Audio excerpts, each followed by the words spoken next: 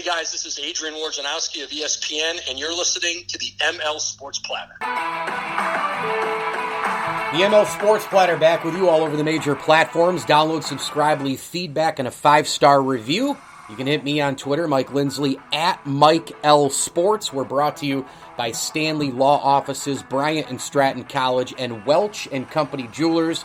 Log on to welchjewelers.com. That's welchjewelers.com. Shop the showcase today. Watches, bracelets, engagement rings, wedding rings, you name it. Go shop the showcase, welchjewelers.com. Welch and Company Jewelers is the official jewelry store of the ML Sports Platter. Let's talk some Bonnie's basketball with somebody who's really close to the program. He's a senior at St. Bonaventure, class of 2021, head manager for the Bonnie's men's basketball team, A-10 tournament champs, A-10 regular season champs, and another spot in the big dance with the hype train a-chugging for 2021-2022 with pretty much everybody coming back, some guys coming in from the transfer portal, a terrific freshman class as well. Mark Schmidt keeping it going. Let's talk with AJ Mitchell on Twitter at AJM1512. AJ, thanks for jumping on, pal. Thanks for having me, Mike. Doing well, thanks. All right, so when did you realize this past basketball season could be special? To be honest with you, I think coming in, I know last year was kind of cut short because of the pandemic, but looking at this year's team, everyone worked hard and everyone wanted it. So I felt coming in, there was definitely a lot of belief around everyone who was coming in, and I think we tried to put that action, and we kind of took it one game at a time, and that's where a lot of our success came from. You're around, obviously, Mark Schmidt a lot. What makes him so good? What does he do that separates himself, especially at a program like Bonna? I mean, I love Coach Schmidt.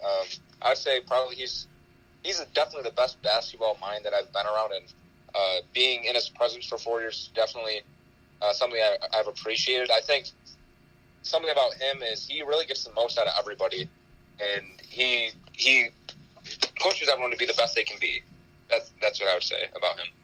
So you're a senior at Bonnie, and it just gives me so many memories and thoughts and where I could go with this, because it's so long ago for me now. So I got my 20 year coming up next summer, which is hard to believe.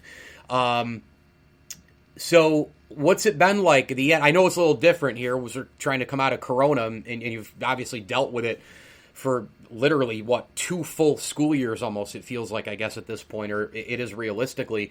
But what's it been like, getting towards the end and, final classes and final events with your friends and all that? How's it been going? What have you been doing?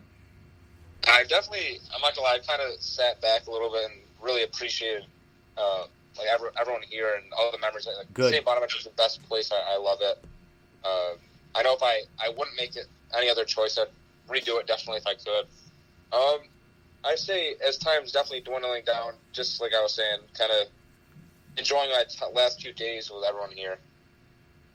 That's great. How does one become the head manager of the basketball team?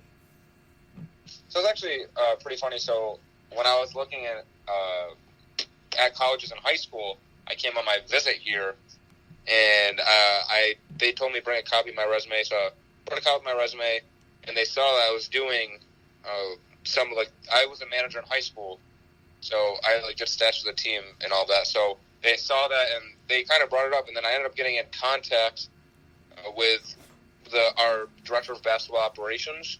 So through there, there was actually a pretty intensive interview process. I had to go get interview and all of that, and I ended up getting it my freshman year. So little old me coming in with Jalen Adams and Matt Mobley and all of those guys. I mean, it was a great year to come in, but from there it was just doing your job, working hard, going above and beyond, and I was fortunate enough to be the head manager my senior year, and I'm grateful for the opportunity. But yeah, it's definitely a lot of hard work that went into it, for sure. I know that you probably have, because you've been at Bonna now and you're almost done, and it's been just a wild ride, I'm sure, with the hoops and the academics and everything that goes into being a St. Bonaventure Bonnie. I'm sure that you have a lot of appreciation for the history of the school's basketball program, on the men's side in terms of Bob Lanier and the Stiths and some of the, golden eras that we've had. The time when I was there, they were unbelievable as well. When you were running around in diapers. Yeah. So my question is this, though. I mean, after learning about the history and having the appreciation of the program, do you think, and you can be a prisoner of the moment, I wouldn't blame you because you defend your time, right? You defend your guys. Do you think this current stretch here, the last few years, I don't know, 18, even 16, they got robbed of a tournament berth that year, but is this the golden era of Bonnet Hoops, considering how hard it is to even just make the tournament in the modern era? I mean, to be honest with you, kind of what you were just saying, like, I feel like I'd be a bit biased considering that I've been around these guys, and there's been really good teams in the past and really good players, and I've definitely appreciated not only like those players, but the program as a whole. Like the community surrounds the team, and everyone rallies around the team. It's really awesome, and I feel like it's not appreciated as much. Like, everyone at the school gets it. Like, the basketball program's like a big thing. Everyone goes to the games, and it's something everyone rallies around. But like the recent teams have been really good. But I feel, yes, I'm a little bit biased, but at the same time, I kind of just enjoy what's different about every team and what makes them stand out from the rest. AJ Mitchell, our guest, ML Sports Platter. I'm Mike Lindsley. Get him on Twitter at AJM1512. The St. Bonaventure 2021 graduate. I wish I could say that I'm in your class, but I'm not. What are the plans now? Are you a journalism major? Is that I know you got some things going on with a lead and Celtics lead and all that right now as well. Are you going into journalism or something else? I am a J school graduate, proud J school graduate, I should say. I'm not exactly sure what my next chapter brings. I know I got to be patient, and I understand there's going to be a lot of no's and when you come to applying, but it's just about, again, like, being patient, and when you get the opportunity, make the most of it. So we'll see what happens next. Yeah, hustle, network, get those leads going, and just do reps, and a break will fall for you. I guarantee it. This team, I got just a couple more for you, AJ. This team has so many expectations going into next year because the roster pretty much comes back. We know they're led by the trio that came in 3 years ago with all that hype with Welch, Lofton, and Oshun. You've been around these guys for a few years. How do you think they're going to handle preseason number, 15 to 20-ish? How are they going to handle this team has to win a tournament game now, at least maybe. They're a Sweet 16 contender. They're a dark horse Final Four contender. They can beat anybody in the country on an. How are they going to adapt to that and handle that? I mean, kind of what I've been saying through and through. Like, it's nice to get the recognition and the accolades, but at the end of the day, we just got to take it one game at a time and control what we can control. I mean, it's nice that we get recognition, but we're worried about what we can control, and we're, again, just taking it one game at a time. How crazy would the RC have been this year? Under a normal circumstance. Did you think about that often? Like, oh my God, if people were in this building right now, if the students were here, Oh, absolutely. I feel like, especially in the Riley Center, how the home crowd gets, and like I was saying earlier, how the community comes and supports the team, the students come. Like, it's a really big deal, and I'm definitely grateful for that kind of atmosphere that we get to experience in the Riley Center. It definitely felt different. I'm not going to lie, the first couple games it felt weird not having anybody in the stands, to be honest with you. But as we ended up going out, and then we ended up playing in the A-10 tournament, and then eventually in Indiana, the fans traveled very well, and I was super appreciative of that, for sure. No doubt. AJ Mitchell on Twitter at AJM1512. AJ, thanks for coming on, man. This was fun to share some memories from this past season, and continued success your way. You got me with all the contact info, all the stuff on social. Do not hesitate. Anything you need, give me a ring. I appreciate it, Mike. Thank you so much. ML Sports Platter brought to you by Bryant and Stratton College and Ken's Auto Detailing. I wanted to get into a little bit more of the recapping of teams and divisions from the NFL draft, and Next up is the AFC West. So let's tackle Broncos, Chiefs, Chargers, and Raiders. We start with Denver.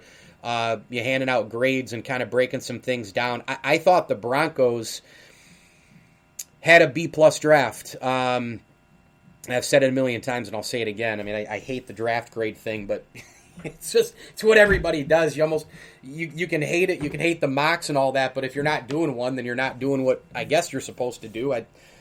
We're all doing this stuff. We're all doing the same thing, I guess. But I thought they had a B-plus draft for a couple of reasons. One, I thought that the Broncos really, I mean, they had a ton of picks, and I think that when you have a ton of draft capital, you have an indirect good draft anyway, right? Because you're just kind of playing a numbers game with guys. Number two, not knowing what is going to happen at the quarterback position.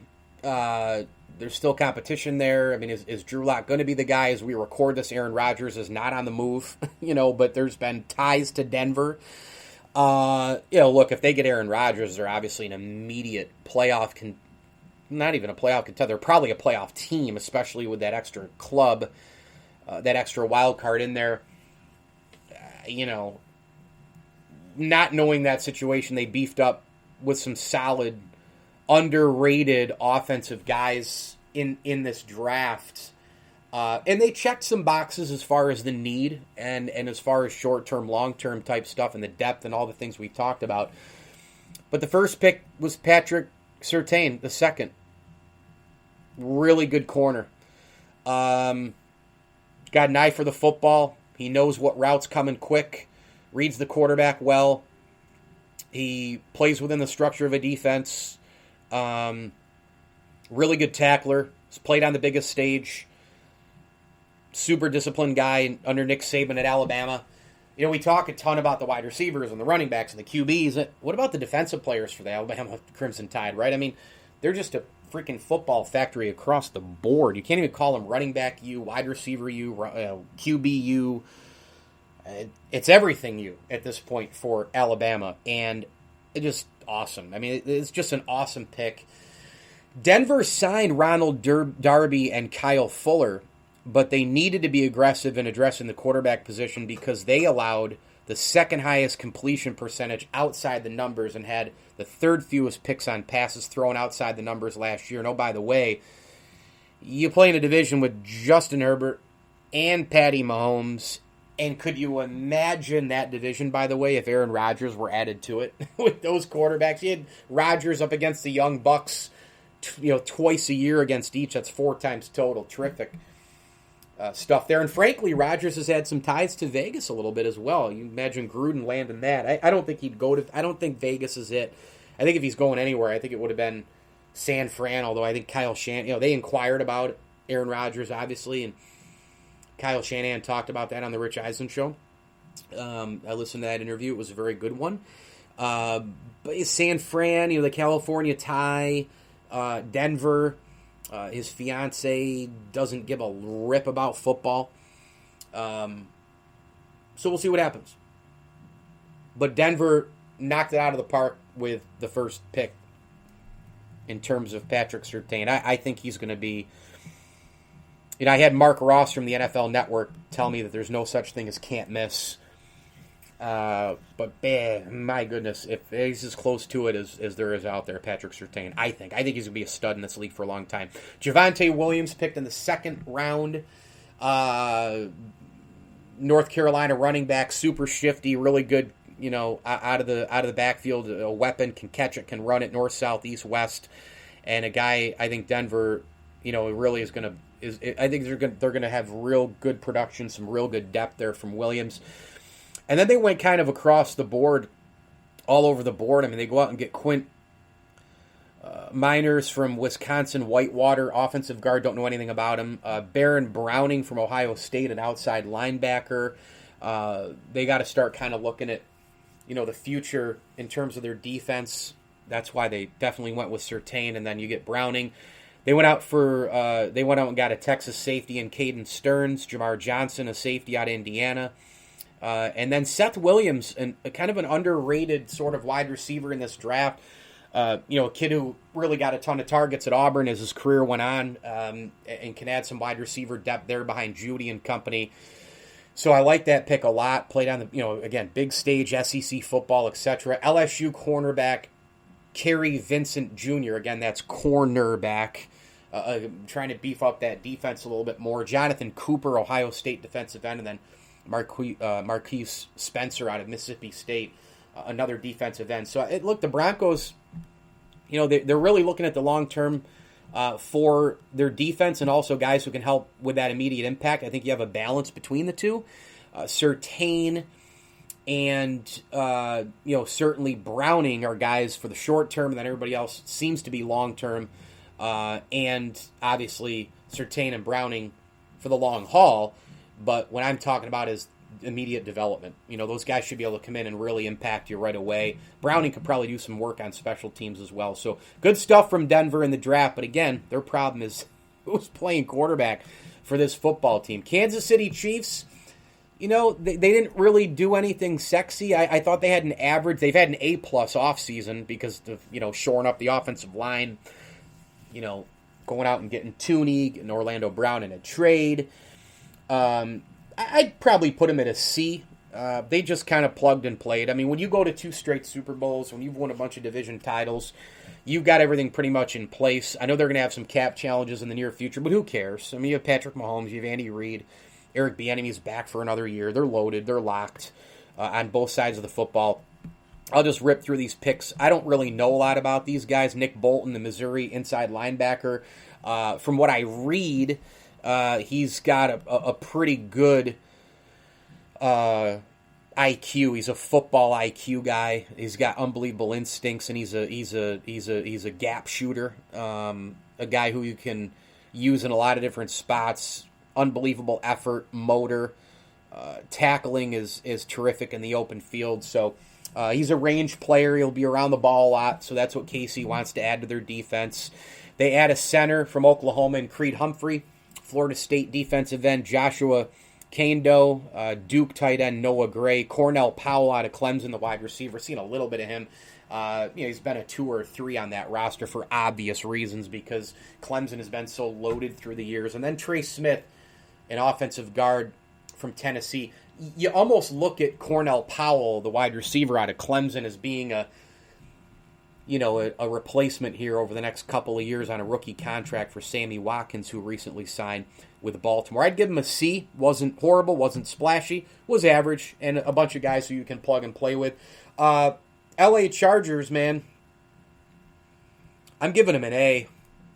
I think the Chargers knocked it out of the park. You've got Justin Herbert. He's the golden boy, the big arm, the size, the franchise quarterback. And from what we've seen so far, it's going to be a stud, right? He's just going to be a stud. And what do you do when you have a major quarterback, right? When you found your franchise quarterback, you surround him with weapons and protection.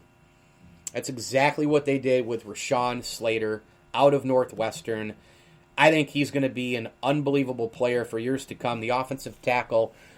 He's got below average length, according to the scouting reports, but he's so polished. He's so quick. He's so good with the hands. He's got so much strength upper body and so much control. And he's a positional blocker, great balance and power in the run game. I think he's going to be really good. Great range to help protect Herbert. And, look, last year the Chargers got the franchise quarterback. Guess what? He played well despite a terrible... Some people think it was a subpar offensive line. I think it was horrendous. And now they got to keep him upright. And I love this pick. I just love it. I mean, that's... You have to get protection for your franchise guy. So outstanding stuff there for the Chargers. And then they go to the other side of the football and they grab Asante Samuel, the junior out of Florida State, who has the potential to be a shutdown corner. I actually thought and was hoping maybe the Bills would get him. He was in my mock going to Buffalo at 30. He's technically sound, great instincts, always around the ball, quick, change of direction. He's a little smaller in terms of the corner, position, below average length, but he plays bigger. He plays bigger than 5'10". We'll see what happens, though, in this league. I mean, if he has to go up against some 6'1", 6'2" wide receivers, he may have some trouble there. But this was a really necessary pick for the Chargers. They don't have a lot there at that position. And I think, with the bloodlines, guys who grow up inside of a sports family, right? Inside the walls. Like, you look at Vlad Guerrero Jr., Bo Bichette, Kevin Biggio with the Blue Jays in baseball. They grew up with major league talent, 2 of which are in the Hall of Fame. You learn quickly how to handle yourself and how to go to the ballpark day in and day out and how to make other people better and the work that you have to put in. And you just learn easily when you have the bloodlines there. And that's exactly what Asante Samuel Jr. has as well. I mean, remember, his father is a 4-time Pro Bowler, played 11 seasons with the Pats, Eagles, and Falcons. Asante Samuel, he's a great player. So he learned a lot from his dad, how to stick receivers in man coverage, how to take the ball away, how to be a good teammate, right? So I think there is something to be said for that. And, the resume at Florida State, even though FSU's been down, speaks for itself. That's a really good pick for them. Josh Palmer, the Tennessee wide receiver, goes to the Chargers. Again, smart move. Get more help for Herbert. Great stuff there. Tight end in Trey McKitty out of Georgia in the 3rd round. Some people saying he's a 2nd-round talent. Again, another target for Herbert. A guy who, security blanket, 3rd down. That's what tight ends are there for. And then Chris Rumpf, the 2nd out of Duke, outside linebacker, is taken in the 4th round. Brendan James out of Nebraska, offensive tackle. Again, more help, more protection for Herbert. Iowa inside linebacker Nick Neiman is taken in the 6th round, as well as Larry Roundtree, the 3rd out of Missouri. A running back, and then Mark Webb, a safety out of Georgia. The Chargers wanted to protect Justin Herbert and get him more weapons and fill areas on defense where they're really short. They did all those things, and therefore I give the LA Chargers an A, just like I would give their uniform an A in terms of the powder blues. Those things are so sweet. Now the Raiders, as we conclude the AFC West draft recap here, the Raiders are an interesting deal. Because while I've said for a while that I don't think there are a lot of teams that had horrible drafts, I'm actually not really wildly impressed with the Raiders draft. I feel like the Raiders, you're in the division with Kansas City. You have an up-and-coming team in terms of the Chargers. The Broncos are like 2 extra steps away from being a playoff contender and really good. If they get an elite quarterback, they're going to be right there.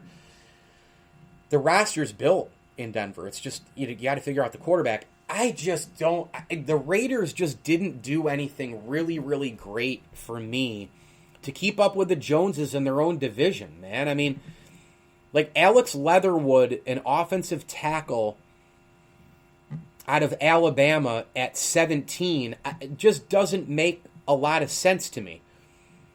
I mean, they took Alex Leatherwood, solid player, to protect Derek Carr. He can never have enough offensive linemen, got to win in the trenches. All those arguments can be made, but can you argue for Alex Leatherwood over Jalen Phillips? I mean, here's some guys who were on the board, right? I mean, the Raiders could use more offensive weapons, too. Kadarius Toney was on the board. Even Najee Harris, Travis Etienne, the running backs there. I know they have Josh Jacobs, but, I mean, do you go a little thunder and lightning there? I mean, maybe. I wouldn't have gone running back, but I'm just saying that maybe those guys were even better picks. I wouldn't have taken the running back there, but they were better picks. I mean, geez, Kwity Paye was available. And we know the Raiders need more edge rush. They need more defensive pressure on the quarterback. And oh, by the way, again, look at the quarterbacks in the division. You're everybody needs edge rushers because you got to get to the quarterback in a quarterback league. Well, guess what? In that division, you have Justin Herbert and freaking Patty Mahomes. I don't know, man. I would have gone with Kwity Paye. I would have gone maybe with Jalen Phillips. Either of those guys. I mean, my God, the Raiders secondary, because they don't get a lot of pass rush help right now, their secondary is pretty weak. They could have gotten Greg Newsome II out of Northwestern, a potential shutdown corner. Eric Stokes out of Georgia. Gregory Rousseau, the defensive end from Miami, who went to the Bills at 30, the Bills had him projected much higher. He could have gone at 17, right? So there were better options than Alex Leatherwood. I'm not impressed with that pick at all by the Raiders. You can argue until the cows come home about winning in the trenches and offensive tackles and all that, but unless it's a bona fide guy who just stands right out, like I don't think Alex Leatherwood stands out. He doesn't come from the Penei Sewell school of linemen. I could be wrong. I mean, we don't know the crapshoot in this draft. We don't know. But look at proven guys from years gone by, right? Like the Quentin Nelsons of the world. Look at Deion Dawkins with the Bills. Some of those guys, I mean, they were either picked and they were bona fide, no doubt about it, slam dunk type guys to protect your quarterback, blindside or not, but usually blindside. Or they were scouted so heavily by their teams and they knew them so well during their senior year and before that to get to a point of being a no-brainer pick a la Deion Dawkins for the Bills. I'm not sure Alex Leatherwood is that guy. Now that I say that, he'll probably prove me wrong. We don't know. It's a crapshoot. We don't know how all these guys are going to do. It's you're going to a Raider team that isn't very good. Will he have extra pressure on him? Perhaps. But I thought you could have done a lot better with that pick if you're the Vegas Raiders. And then from there, you go get a safety from TCU in Trayvon Moehrig. I think I pronounced that right. Don't know a lot about him. Malcolm Kuntz, Buffalo outside linebacker, speed guy. I like that pick. That's a decent one. Divine Diablo out of Virginia Tech, another safety. And the Missouri safety, Tyree Gillespie. I mean, my God, they went out and got 3 safeties. I almost feel like, the second round, I mean, that's another one. Like, with Moehrig, the TCU safety, I mean, don't you want to draft, if you're going to go safety later in the draft, I mean, don't you kind of want to go with another position at that point? I mean, you could have had Rondell Moore out of Purdue, a wide receiver. He was available on the board. How about Jeremiah Owusu-Koramoah going to Cleveland? In the second round. I mean, that seems to be a steal, right? 52nd pick overall. I mean, Jeremiah Owusu-Koramoah was available. Didn't take him. Asante Samuel Jr. was available. Didn't take him. I don't know, man. There were a lot of, I thought, really, really good play. A lot better players, a lot more value, a lot more immediate impact guys for the Raiders in the first 2 rounds of this draft. Not impressed at all with their first 2 picks. I do like, as I mentioned, I think the kid out of Buffalo, can be really good. And Malcolm Kuntz, they need some more speed at linebacker for sure. But I'm just not impressed with the Moehrig pick. I'm not impressed with the Leatherwood pick because, look, there were better players, more value, immediate impact on the board, and they didn't get them. And look, if you're going to address safety in the 3rd and 4th round that heavy, why get one in the 2nd round too? It just doesn't make any sense. Go get a playmaker. Go get Rondell Moore. They get cornerback Nate Hobbs out of Illinois and Jimmy Morrissey out of Pittsburgh, a center. I know nothing about them.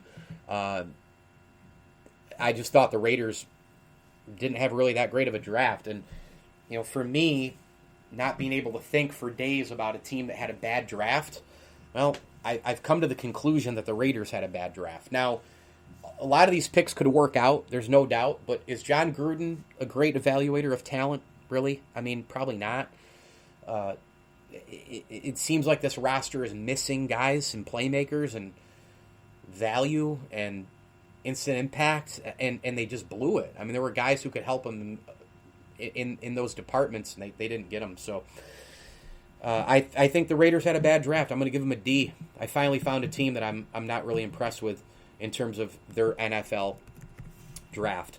ML Sports Platter brought to you by the Al and Angus Pub, home of the best darn Angus burger in town. If you're in and around Central New York, get on over there. Harrison Street, And they have wraps and burgers and all sorts of great stuff over there at the Al and Angus Pub. Let them cater your office lunch as well at the Al and Angus Pub. Gift cards are always available. Burgers, wraps, entrees, and more. Cold beer on tap in the bottle and in the can. They've got it all from your Guinness to Labatt. Al and Angus Pub, the official pub of the ML Sports Platter. Thanks also to Ken's Auto Detailing, Axe Exotic Pets, and Matt Graham, your State Farm agent. Log on to SyracuseInsuranceAgent.com. Get a free rate quote today. Home, auto, business, you name it. Matt Graham can help you out. South Bay Road in North Syracuse, or just go to the website. If you're in and around the great state of New York or central New York, get a free rate quote where you may reside at SyracuseInsuranceAgent.com. SyracuseInsuranceAgent.com. Thanks for listening. Thanks again to A.J. Mitchell. Congratulations to him. His 4 years at St. Bonaventure, the head manager of the basketball team, graduating as a journalism major as well. And follow AJ on Twitter at AJM1512. I'm Mike Lindsley. Go get the ML Sports Platter all over the major platforms. Download, subscribe, leave feedback, and a 5-star review, and be on the lookout for my 1-minute ML Sports takes and 9-minute with Mike Lindsley segments from Rosie's Corner on Facebook, Twitter, YouTube, TikTok, and IGTV. As I always tell you, enjoy the games.